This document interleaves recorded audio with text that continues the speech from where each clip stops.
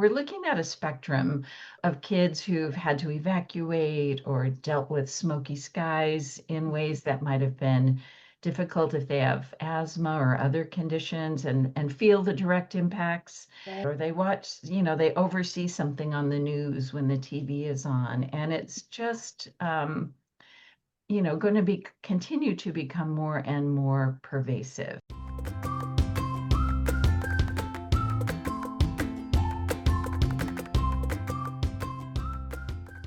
Hi, I'm Crystal Luce, professor of education. And I'm Amy Ketchum, pediatric occupational therapist. Welcome to Plant the Seed of Learning, the podcast where we merge education and medical models to bring you science-based, practical insights on all things early childhood. Whether you're a parent, teacher, therapist, or policymaker, we're here to help you support children from the start. Let's get started with fact or fiction. Fact or fiction? Talking to children about climate change will only increase their anxiety. That is definitely fiction. Yes. Avoiding the conversation does not protect children. What protects them is honest, age appropriate information paired with emotional support, empowerment, and connection. Today's guest helps families and educators have these conversations in ways that build resilience rather than fear. That is such a perfect segue into our guest today. We are so honored to welcome Leslie Davenport. She is the author of What to Do When Climate Change Scares You, which we are so excited to talk about this book. It's for children, but I think it would be wonderful for adults as well. So, we're going to talk about how climate change uniquely affects children and how adults can support them with care and confidence. So let me tell you a little bit about our amazing guest today.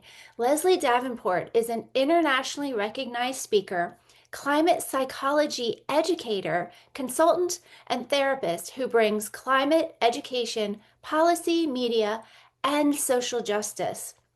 She is a columnist for the award-winning environmental news outlet Grist, where she writes the advice column Ask a Climate Therapist.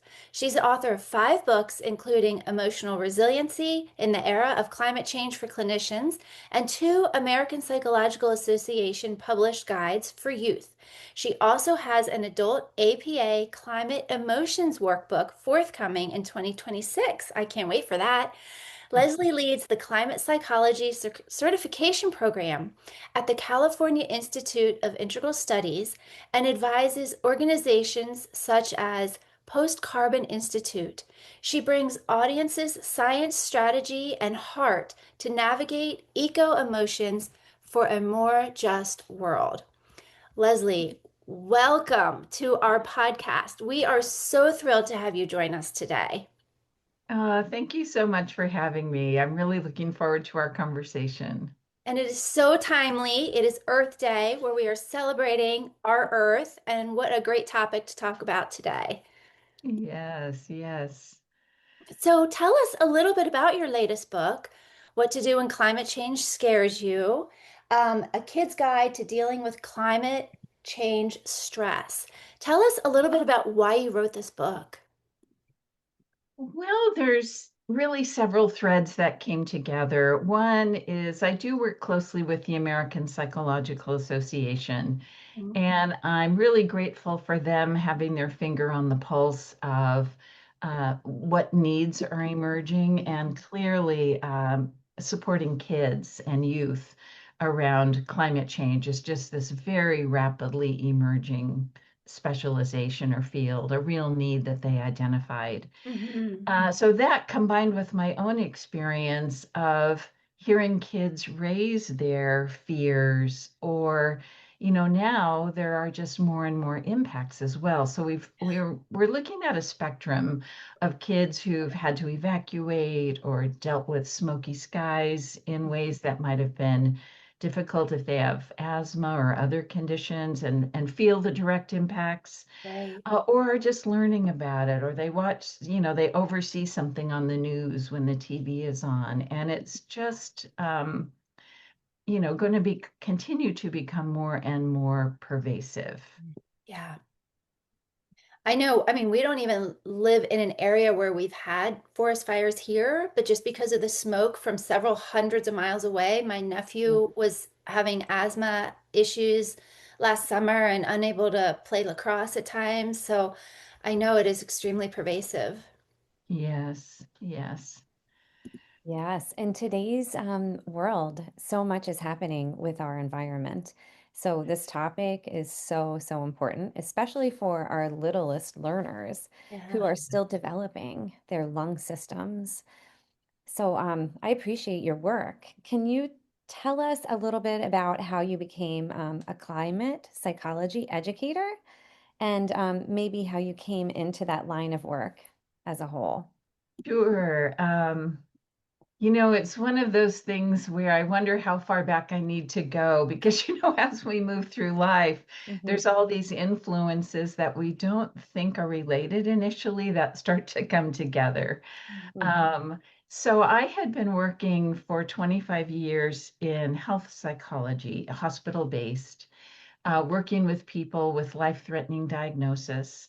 So Wow. there was this theme of dealing with uncertainty and trauma and how to engage with life in a joyful way while still reckoning with their medical concerns. And in a way, I credit that as a foundational experience. I was fortunate to work on a very interdisciplinary team at a hospital where my voice as a therapist was at the round table along with the physicians, the nurses, body workers, Wow. nutritionists. And Okay. so the importance of looking at and combining in a collaborative way ways to support people dealing with this level of uncertainty. And Mm. during that time, I had my own climate awakening, which was there wasn't a singular event, but just this understanding that became very visceral to me of how serious this is and what we're actually facing. And I made a decision at that point to turn everything I could in my personal and professional life to address this. Wow. So, just a little more. I don't want to take too much time, but I started to recognize so much of what I was already trained in, like working with denial, processing grief and complex emotions, Yeah. facilitating difficult conversations, lifestyle changes. All these things felt kind of built in to Yeah. bring this to the existing approaches for climate change with science and policy and everything else. So that's what launched me. And eventually things just kind of took off from there. A lot more interest and understanding of the mental health side of this Sure. crisis. Sure. Oh, that's so interesting. So I work with babies, and I find, like we talk a lot about helping babies regulate their body temperature, like their skin surface is such a large percentage of their body when they're so tiny. And we have to really think about protecting their skin from the sun and keeping them warm or keeping them cool, and, how we ensure they don't get overheated. So you often say that climate change affects children differently than adults. Why are children more vulnerable? And why are they more vulnerable emotionally and developmentally to the impacts of climate change? Yes, well, their brains, their nervous systems, their bodies are still developing and growing. Yeah. And this is a time when they're not necessarily consciously, but starting to register things like safety, predictability, Okay. how they can be in the world. And with this level of rising disruptions that we've been already, naming and talking about, um, I guess I'll jump to the fact that more than ever, it's so important, as you were saying, we can help kids, young kids, older kids, develop resiliency, develop ways to regulate, and that the adults in their lives, whether it's counselors, teachers, parents, caregivers, whatever that team may look like, is absolutely essential. It's very influential in a positive way. to gain the tools, get some support, have a way to talk about their concerns. Right. It's Yeah. essential to educate even classroom teachers about this topic. When I'm thinking about climate change and the impact on preschoolers to elementary age children, the first thing that comes to mind is recess. And children look forward to recess, and we're having to reshuffle the day because we can't Yes. let kids outside to play for recess.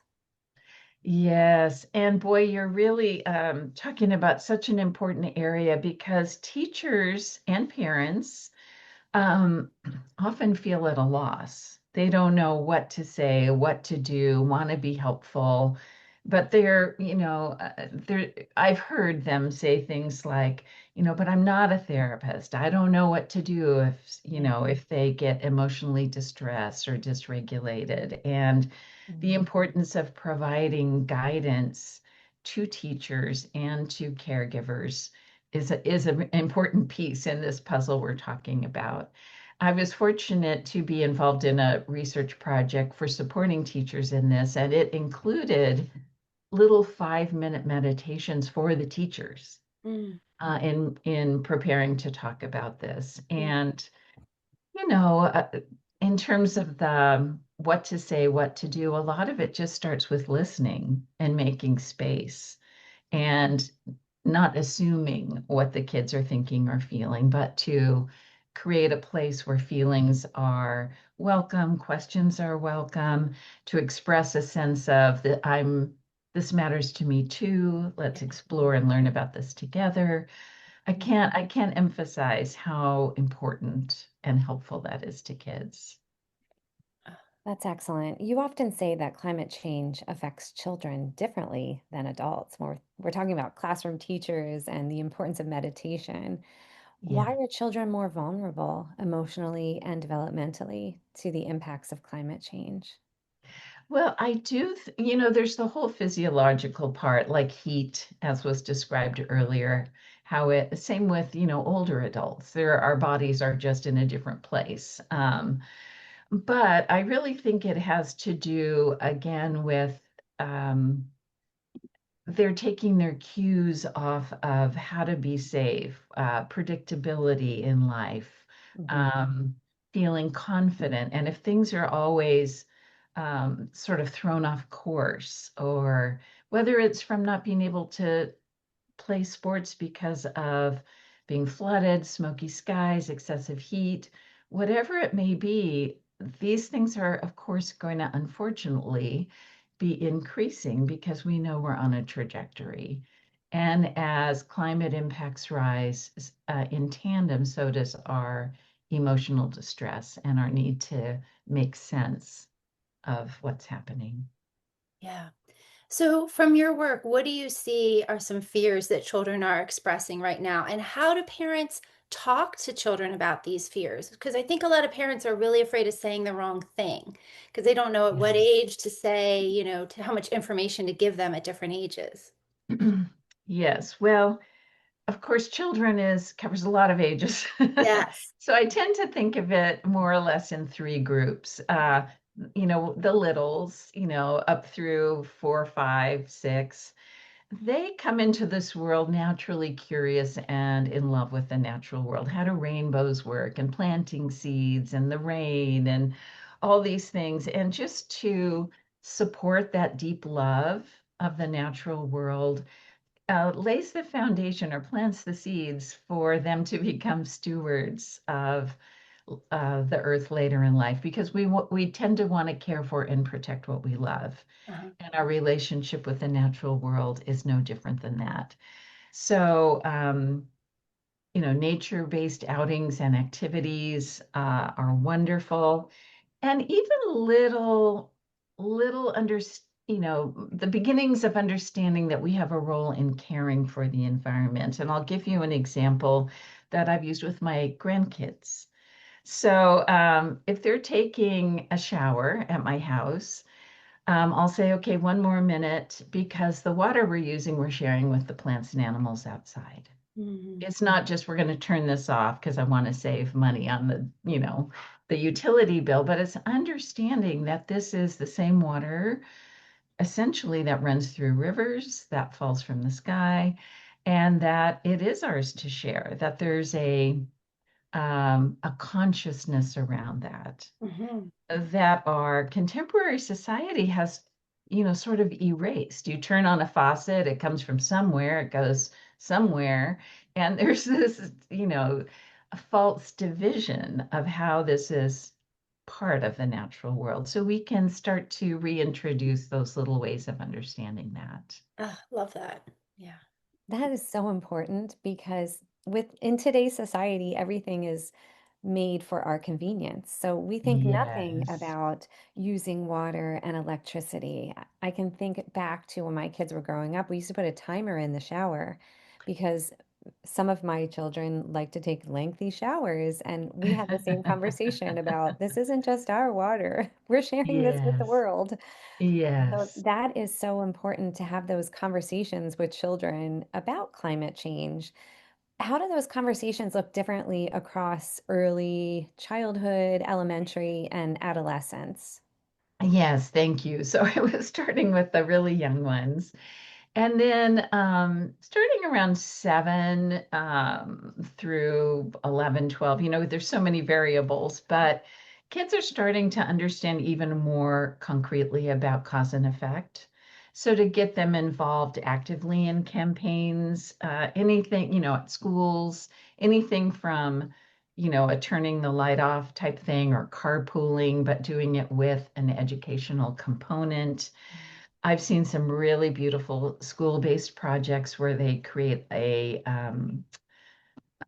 garden on the Mhm. schoolyards where kids are actively seeing the Yeah. cycle and what's required, and even food to take home. Uh-huh. This really, again, reconnecting the dots that what it takes from the elements to grow food and how that literally becomes a part of our bodies Yes. and where does our food come from, and all of that is just so interwoven into what we're talking about with climate change. And then with preteens and teens, they often want to actively get involved. There starts to be a much more of a moral ethical sense of what's just, Mhm. and there many are ready to speak out and want to take the lead, so to support them in that. And for those who are maybe by temperament a little less extroverted, to find other ways, like being part of the art projects that promote some kind of an event or something that to redefine activism doesn't have to be, grabbing the megaphone or the Right. microphone, but that there are many ways to plug into this much more systems oriented way of contributing. Yes. I think that's so important to give children sort of the permission to be activists and teach Yes. them how to do that and make it developmentally appropriate. I can remember I came home one day when my younger daughter was 9 or 10 to a big sign hanging on our mailbox that said "Save the whales" with a big picture of a whale she had Mm, drawn because she was learning about, the importance of yes. that and she felt the need to be an activist that day and she felt better doing that, putting the sign out on our mailbox. And that's, I think it's empowering for children. So Yes. any way that we can encourage that from in a developmentally appropriate way, I think it's wonderful. I Yes, and agree. honestly, for adults too, because one of Mhm. the things that makes it so difficult is climate change is big, complex. How do we contribute in a way that feels meaningful? Right. And given that kids are taking so many of their cues from us as adults in their lives, Mhm. we want to feel that we're plugged in ways too, and that a lot can be done in a family-oriented way.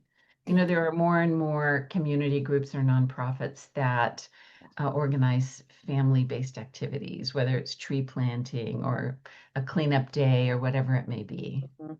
I was thinking about family-based activities connecting to the school garden. Because when you have a school garden, it's the families involved, it's the young children, and then it's also community stakeholders. Everybody has a Yes. part in it, and it leads to such amazing events. If you Yeah. want it to become events oriented, you can serve the food and invite the community to That come is in and right. see why it's necessary to have a school garden. And the other part of it too, I know sometimes people think, well, that's such a small contribution, and this is a big problem. But Mhm. things like that become a model, and other schools realize how doable this is, right? And so it's also something that can spread in terms of its influence. Yeah. It's so hands-on and tangible for children when they get to have the Yes. social component, but also literally bringing home carrots and tomatoes that they grew in a garden. Like Yeah. I love, that's so great. Yeah. They get very excited and proud about that. Hmm. Yeah. You're thinking back to your book offers guidance for turning fear into empowerment. Can you share Yes. how adults can help children feel capable and hopeful without minimizing the reality of climate change? Yes. Well, let me describe a little bit the structure of the book because it is intended to provide a framework for adults as well as the kids who'll be working with it directly. So the book starts out with three hearts, and in it, kids are asked to draw or write on the first one what they just love about the natural world. And it can be anything, a trip to the park, eating a fresh peach, it can be anything. And as we talked about earlier, thank you. Excellent. Continuing to kind of nurture this throughout life is really important. The second one is, what are you curious about? Or what have you heard that you want to understand more? What are your questions? And then that, kind of goes with our thoughts and our narratives about things. And then the last one is feelings like concerns, worries, and of course, none of these are completely separate. But as the Mhm. book progresses, it takes the kids back to each of the hearts. And what that allows the book to do is support kids along a very individualized path, like their particular questions about climate change. There are exercises about how and where to find out more information and who to approach to get accurate information, and what are projects that then can be a part of moving it from information into the kinds of actions and activities we've been talking about.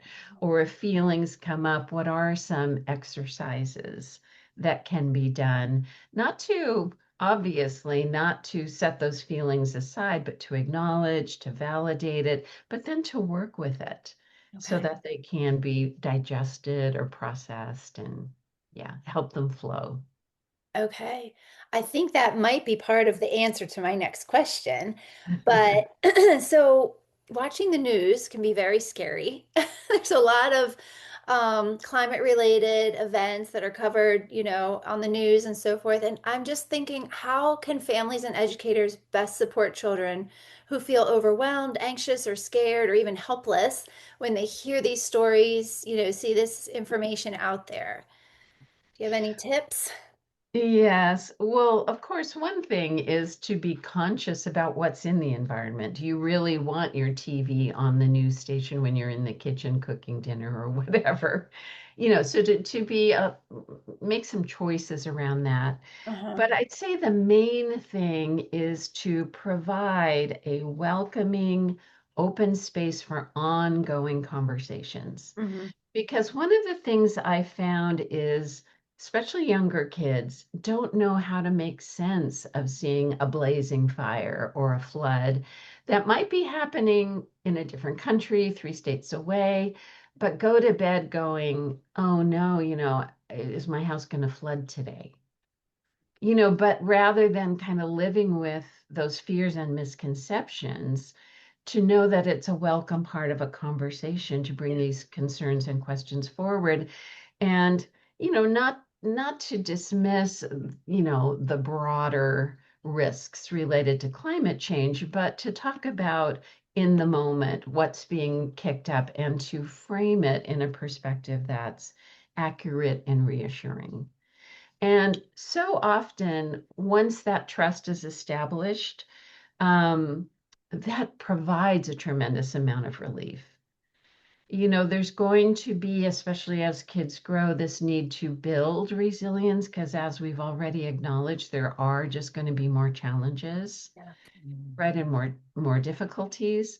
But it starts with um, validation, receptivity, resiliency tools, participating in activities, hearing hopeful stories about what other kids and adults are doing, Yeah. and that it needs to be this more comprehensive approach.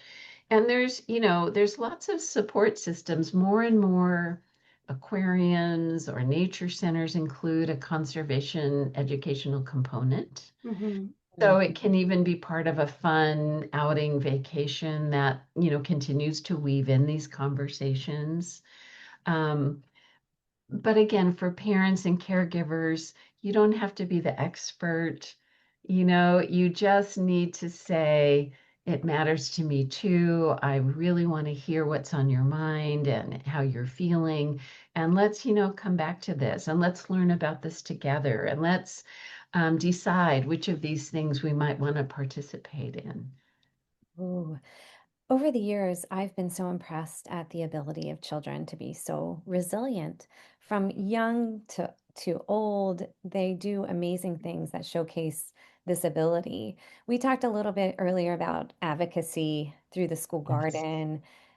Do you suggest any other ways for children to get involved in advocacy from young to old? Because that's such an important skill set that we teach Hmm. children. You have to be an Hmm. advocate for yourself. Yes. Well, first, let me say, we've talked about children being a vulnerable population, but that's not necessarily the same as fragile. Mm, So, what you're saying about kids able to process information and wanting to be a part of change and wanting to set things right if they see injustice is really true.